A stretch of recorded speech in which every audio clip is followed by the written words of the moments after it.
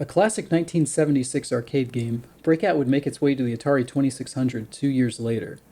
It released as part of the second wave of VCS games in '78 and ended up being a bestseller for the console. So here's the cartridge for Breakout. Once again, it's not super exciting looking. This copy specifically is the original text-heavy version, but they did make a version later that included that sweet '70s box art. This game also makes use of the Atari paddle controllers. You hold the controller like this so your thumb can reach the button on the side here, and then you twist the knob on the top to control the on-screen paddle. They can be a bit finicky sometimes, but I do love these controllers. There's really nothing like them today. They also come as a pair and use the same controller import, so even though there's only 2 ports on the console itself, you can actually play paddle controller games with up to 4 players. The concept of the game is pretty basic, and you may already be familiar with it from other games. You control the paddle at the bottom of the screen. Pressing the button launches the ball, or square in this case, into the play area, and your goal is to bounce the ball back up to the wall. Every time it hits the wall, it breaks a block and gives you points. How many points you get is based on the color of the brick. Bricks from the first 2 layers give you 1 point, the second layers give you 4 points, and the last 2 layers are worth 7.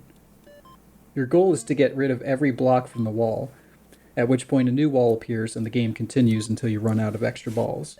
Speaking of extra balls, you start with 5, and there aren't any ways of getting more, so games of Breakout can end up being pretty short. Now, on its own, that really wouldn't make for a very exciting game, but Breakout does have a few additional hooks. For one, the longer the ball is in play, the faster it becomes. Beyond that, breaking any bricks from rows 3 and 4 will speed up the ball instantly, and hitting bricks from rows 5 and 6 bring it up to top speed immediately.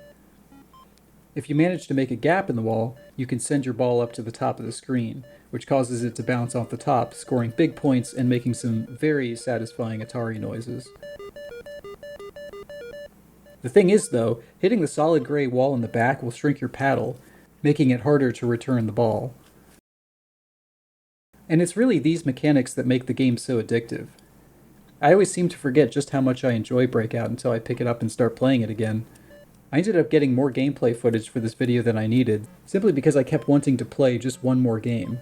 There's a perfect balance of easy to learn but hard to master that needs to be achieved in order to make a score-chasing arcade game like this work, and I think Breakout just about nails it. There need to be just enough mechanics added to a basic idea for different approaches and strategies to be able to form through repeat plays. That's really what makes for a good arcade game, and I think Breakout has just enough to get over that line. If I have any real complaints with the game, it's that the ball physics seem to be almost random. Sometimes I'll be chipping away at part of a wall, hitting the ball back to the same place every time, not even moving my paddle, and then the ball will just bounce in the complete opposite direction before I can send it up to the top. Or it'll just get a lot of angle to its rebound, seemingly out of nowhere.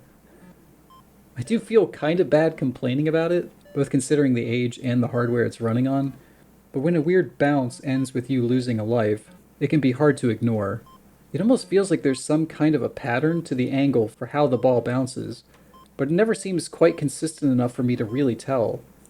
I definitely did start to adjust to it after a few games, so it's not a major problem. Okay, editor's note.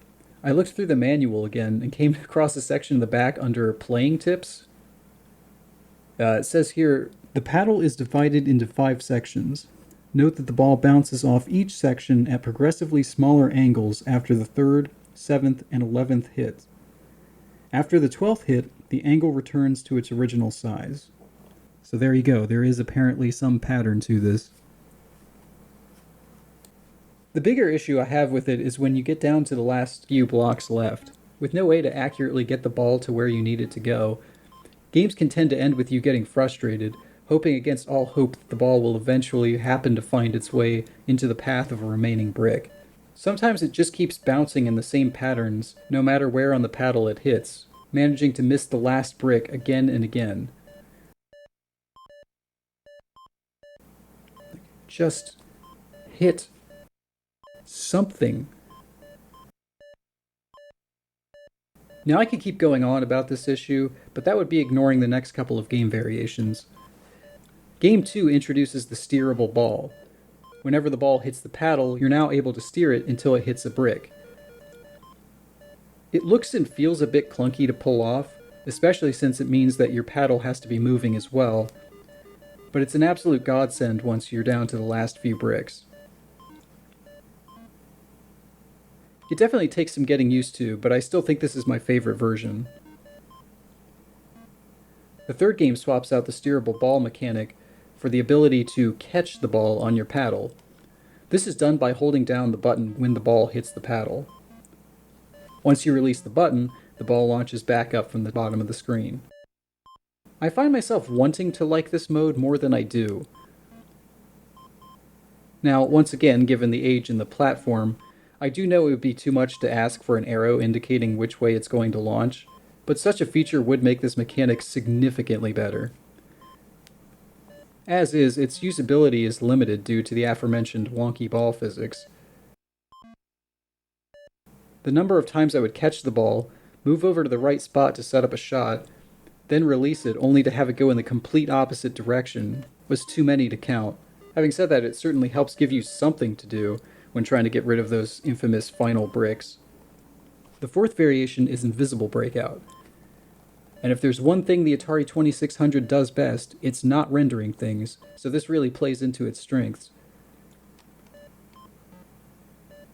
It's just like the normal version of Breakout, i.e. no steering or catching, but the bricks themselves don't appear until the ball hits them, at which point the remaining brick formations will briefly flash on screen.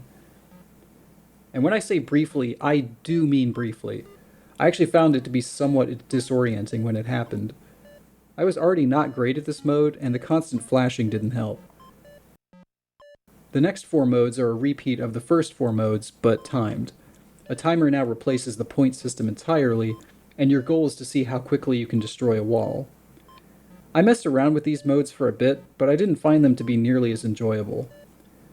The desire to clear the last brick so you can start earning more points on the next wall is completely gone, and unless you're playing with steering or catching enabled, there's just too much randomness at play to feel like a proper alternative to points-based scoring. On a side note, once you do clear the wall, you need to intentionally lose the ball to end the game, or the timer just keeps going. I'm not sure why they didn't just stop it when the last brick was destroyed. It doesn't seem like that would be too difficult to add in, but at least you can learn from my mistake. The final 4 games repeat again, but now with a mode called Breakthru. The big difference here is that the ball's collision with the wall has now been disabled. All the other rules still apply, so the ball speeds up immediately, and your paddle shrinks after the first rebound. While that does make it a bit more difficult in a sense, it also means that the ball is far easier to track now that it's just bouncing off of the surrounding gray walls. This gives you a lot more time to react. It's a nice change of pace and certainly offers more variety than the timed breakout mode, but this is another one that's best played with either the steering or catch variations. In a way, it can be even more frustrating since it can't bounce off or change directions after hitting a brick. It's simply down to your ability to redirect shots off the paddle, which, as previously mentioned, can be more difficult than it feels like it should be. Made worse, of course, now that the paddle is smaller for the entire game. It can lead to moments where your ball is just bouncing off the same paths endlessly, taking out 1 or 2 bricks every now and then, while annoyingly missing large clusters of bricks. Are you serious? Oh my word. Oh, come on! I didn't get a chance to record footage of it for this video, but it is worth mentioning that it does include multiplayer. The game features 1 to 4 player options for all 12 game modes, provided you have the controllers for it. The 2-player mode just swaps back and forth between the first player's game and the second player's game every time one of them misses a ball.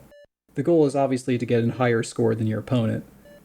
I mean, personally, I'd rather just play through a whole 5-ball game and then hand the controller over to a friend for them to play, but maybe that's just me. The 3-player mode is a 1 versus 2 game, which could be a bit unfair if you're all on the same skill level. One more thing to mention since I haven't talked about it up until now, but the way you select different game numbers is by using the game select switch on your 2600 console. It goes in series, of course, so normally you would have to hit the switch 11 times to select game 12. The problem here is that hitting the switch causes it to go through the 1-player, 2-player, 3-player, and 4-player modes of each game before moving on to the next numbered mode. That means you'd have to hit the select switch 47 times just to get to the 4-player mode of Invisible Breakthru. I realize this is a total nitpick, but I felt like this was putting unnecessary wear on my Atari's game select switch, not to mention the waste of my time just to test out some of the later modes. Not a deal breaker or anything, but it really shows how clunky stuff like this was in the era before in-game menus. Anyways, that's Breakout on the 2600. A true classic for the console, due at least in some small part to the use of the amazing paddle controllers. The game introduces a fairly sizable issue right away in its main mode, the struggle to hit the remaining bricks, before immediately fixing it in subsequent variations, meaning that I really can't complain about it too much. This was one of the first games I played on my 2600 as a kid, and it was foundational in creating my love for the system and its library. It really is the embodiment of what I love most about Atari games. Simple concept, simple visuals, classic sound effects, unique control experiences, and just enough depth to keep me hitting the reset switch for just one more game.